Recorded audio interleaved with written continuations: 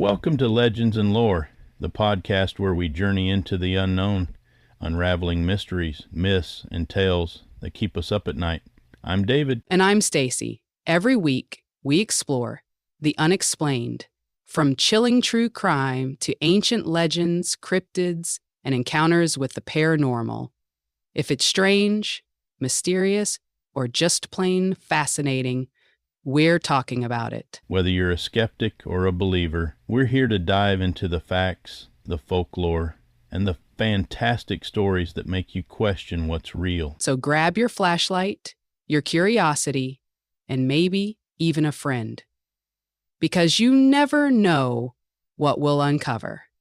This is Legends and Lore. Welcome to another deep dive. This time we're going to be taking a look at Bigfoot. Bigfoot? Yeah, we've got a lot of sources to look through. Academic papers, folklore news articles. We even have a museum website about Bigfoot. And you know, it's funny because when you talk about Bigfoot, you're talking about this creature that's like half in myth, half in reality. It's this large, hairy hominid said to be in the North American forests. Yeah. But the scientific consensus is it's probably folklore or misidentification or even hoaxes. So we're starting off with like a lack of evidence. Well, there's a lack of scientific evidence. Right. But there is a ton of cultural fascination. Yeah, there's a whole like subculture of people trying to find this thing. Absolutely. And that subculture actually has names for themselves. Squatchers or Bigfooters. And they go out looking for Bigfoot. And shows like Flowers Finding Bigfoot on Animal Planet have really helped popularize those terms. Yeah, squatching.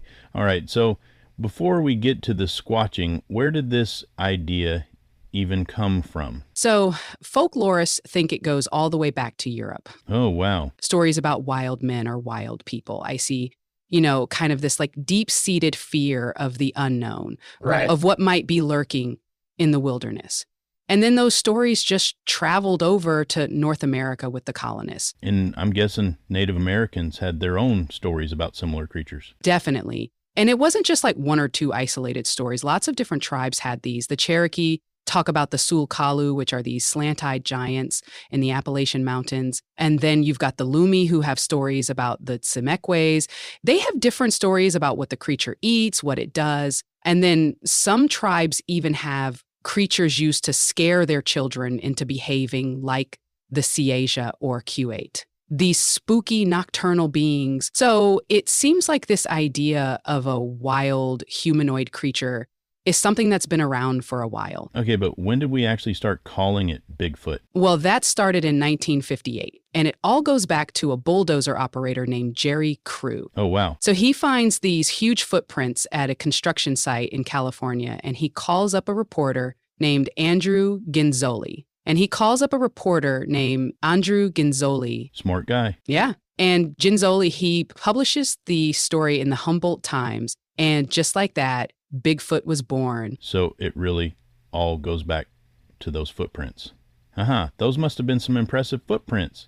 But wait, didn't those footprints turn out to be fake? They did. Yeah, it turns out a man named Ray Wallace had been planting fake footprints. You're kidding. Yeah, after he died, his family actually found all these carved wooden feet in his basement. Wow. So the thing that really made Bigfoot famous was a prank? Pretty much. It makes you wonder how much of the evidence is just, you know, pranks or hoaxes. Yeah.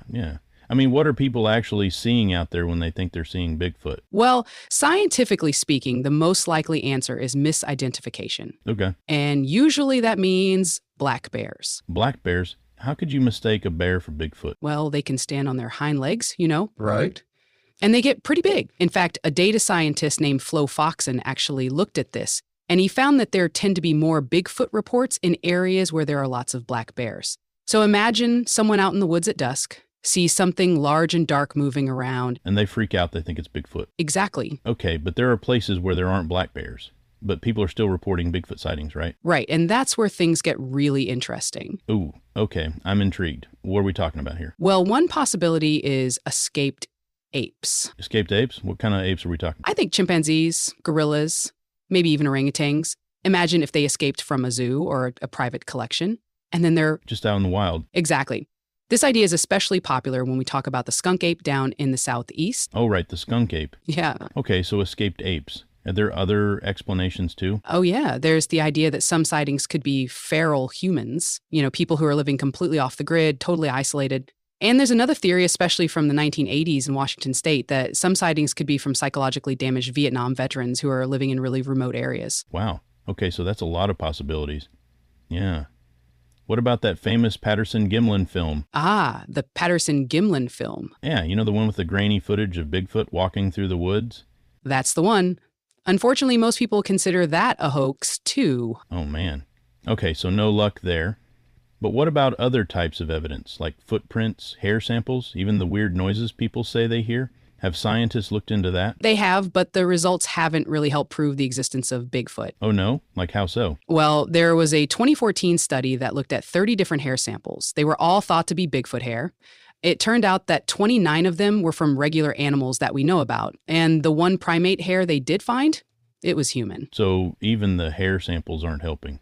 Yeah, what about, there was that FBI analysis back in '76, wasn't there? Yeah, they analyzed a hair sample thought to be from Bigfoot. Turned out to be deer hair. Wow, deer hair. Deer hair. Well, okay, so it seems like every time we get close to finding some real evidence, it just falls apart.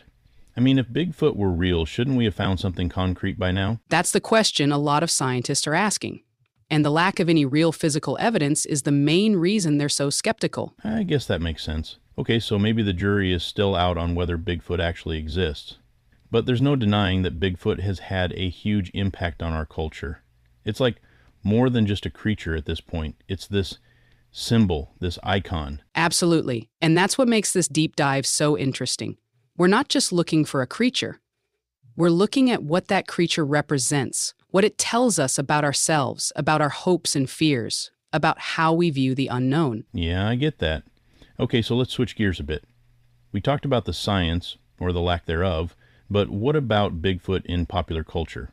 Where do we see it popping up? It's everywhere. Movies, TV shows, books, video games, you name it. Not just entertainment either. There are festivals dedicated to Bigfoot. Really? Yeah, like the Bigfoot Days Festival in Willow Creek, California. They even call themselves the Bigfoot capital of the world. I love that. Okay, so we've got festivals. Anything else? Get this. There are multiple museums about Bigfoot. What? Museums for something that might not even exist? Exactly. Which I think speaks to just how much this mystery captures our imaginations. Yeah, that's wild. And it's not just museums. In fact, festivals. Right. Even the sports world has gotten in on the Bigfoot craze. NBA mascots, even the official mascot of the 2022 World Athletics Championship was a Bigfoot. It's like the belief in Bigfoot has taken on a life of its own. It doesn't even matter if it's real or not. Right. And I think you just hit on something really important. Even if Bigfoot isn't real in the biological sense, the belief in it has real-world consequences. Like, it affects how we see the world, how we interact with each other, even how we view nature. Exactly. Okay, now you've really got me curious. What kind of consequences are we talking about here? Tell me more. One of the most interesting consequences has to do with conservation. It's kind of strange, but Bigfoot has become a symbol for environmental protection. Really? That's a bit of a paradox, isn't it? Using something that might not even exist to promote protecting the environment? It is. Yeah, it's like we're using a mythical creature to get people to care about real issues. I mean, I guess it's working. Seems to be. There have been some pretty creative campaigns. Like back in 2015, the U.S. Forest Service used Bigfoot in one of their ads. Oh, yeah? What kind of ad? It was a humorous campaign to encourage people to, be responsible when they're out in nature. Okay, so like, don't litter, Bigfoot's watching something like that. And the U.S. Fish and Wildlife Service even uses Bigfoot as a mascot. Oh, wow. Really? What for? For their leave no trace principles. Oh, right. Leave no trace. Remind me what that is again? Basically, it's a set of guidelines for minimizing your impact on the environment when you're out hiking or camping. So even Bigfoot is all about being eco-friendly. That's pretty cool. Like Bigfoot's the spokesperson for responsible outdoor activities. Are there any other examples of this? Definitely. There's a 360-mile hiking trail in Oregon called the Bigfoot Trail. Love it. And there are organizations like Oregon Wild that use Bigfoot in their campaigns to protect forests. So they're basically saying, hey, if we want to protect Bigfoot, we need to protect these forests. Exactly. The idea is that if Bigfoot is real, then those forests are its home and we need to keep them safe. That's a pretty clever strategy. They're using the mystery of Bigfoot to get people excited about conservation. It's definitely working. It shows that even if people don't necessarily believe in Bigfoot, the idea of protecting its potential habitat resonates with them. That's pretty amazing. It really shows how powerful a cultural symbol Bigfoot is. And it's not just limited to conservation, is it? Didn't you mention something about Bigfoot being a symbol for social distancing during the pandemic? Do you remember that? Yeah. During COVID, Bigfoot was like the perfect mascot for social distancing. That's so funny. But it kind of makes sense, right? Yeah, think about it. Bigfoot is solitary, elusive, always keeping to himself. It was like a funny but also effective way to remind people to stay apart and stay safe. It's pretty remarkable how the Bigfoot myth has been able to adapt to different situations and stay relevant. And that adaptability is definitely part of what draws people to squatching. You know, that whole subculture of dedicated Bigfoot hunters. They're really committed to finding this creature. Yeah, it's like their own little world, isn't it? With their own language, their own methods, their own beliefs. What do you think it is about Bigfoot that draws people in like that? Is it the thrill of the unknown? The desire to find something truly extraordinary? I think it's a mix of things. There's definitely the excitement of the hunt, the possibility of making a discovery that changes everything. And there's also the sense of community that comes with being part of a group of like-minded people. The book, The Secret History of Bigfoot, actually talks about this. It really gets into the motivations and beliefs of the people who make up this subculture. It's a fascinating look into their world. You know, I can definitely see the appeal. It's like a real-life adventure. Searching for something that most people think is just a myth. There's something romantic about that. Absolutely. It speaks to our natural curiosity, our desire to believe in the impossible. So we've covered a lot of ground here. We've talked about the history of Bigfoot, the evidence, or lack thereof, and its impact on our culture. What does it all mean? What's the takeaway from all this? Well, I think one of the biggest takeaways is that even though we haven't been able to definitively prove Bigfoot exists, the legend itself is undeniably powerful and enduring. It shows just how fascinated we are by the unknown. And maybe that fascination is more important than any physical evidence. Maybe. So, it makes you wonder what Bigfoot's popularity says about us, about our relationship with nature, about our need to believe in something bigger than ourselves. It's something to think about. Yeah, it really does make you think, what is it about Bigfoot that just keeps people so fascinated?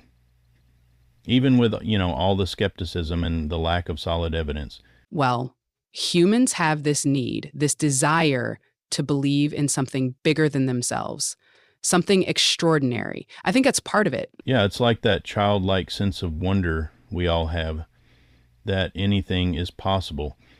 And Bigfoot kind of represents that, doesn't he? He's wild, unknown, untamed. Exactly. And I think it goes even deeper than that. There's also this connection to nature, this primal urge that I think we all have. Even in today's world, with all the technology and everything. Yeah, I get that. It's like we can't escape that part of ourselves that connected to the wild. And maybe Bigfoot is a way for us to tap into that, even if it's just through stories and legends. Right. He reminds us that there are still mysteries out there, places where the rules we live by every day don't really apply, places where anything could happen. Yeah. And that's a powerful thing, isn't it? Especially in a world that can feel so, predictable. Sometimes Bigfoot represents the opposite of that. He's untamed, unpredictable. He's something we can't control. Exactly. And I think that's a really important reminder for us, especially nowadays.